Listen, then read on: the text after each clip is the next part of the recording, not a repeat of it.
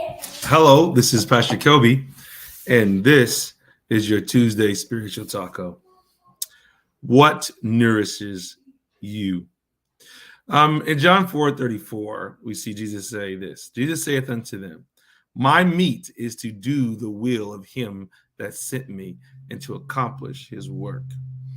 And I understand that seems kind of, without context, it seems kind of a off-kilter response because we're not talking about the whole chapter. I interest you in reading it, however.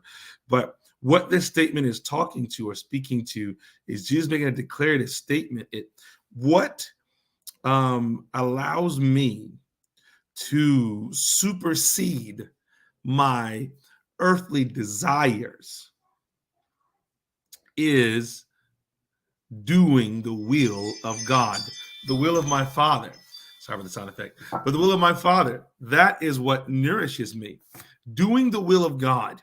It helps me to keep away the desires of the flesh. It helps me to put my flesh into submission, doing the will of God. That's how I can keep my attitude settled because I'm doing the will of God. That's how I can forgive my enemies. I'm doing the will of God. That's how I can keep the lust down. I'm doing the will of God, or under control. I'm doing the will of God. Not that I don't feel it, but this is how I keep it from overtaking me. I'm doing the will of God. Everything that's against the will of God, I supersede it by accomplishing that which God has called me to.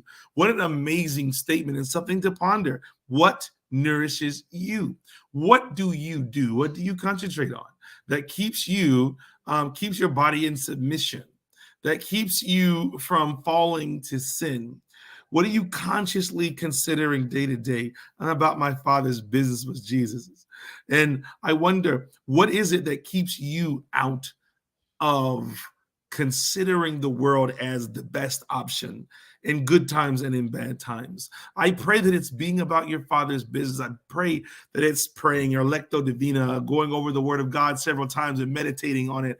I pray that it's something formational, but we have to have something. In the Old Testament, Moses through God through Moses states, like, wrap it around the phylacteries, your arm, your wrist, put it across your forehead so you remember who I am and your witnesses of me so that you don't fall to sin. So there's always something that has to nourish us to keep our mind focused on him. What nourishes you? This is your Tuesday Spiritual Taco, and I pray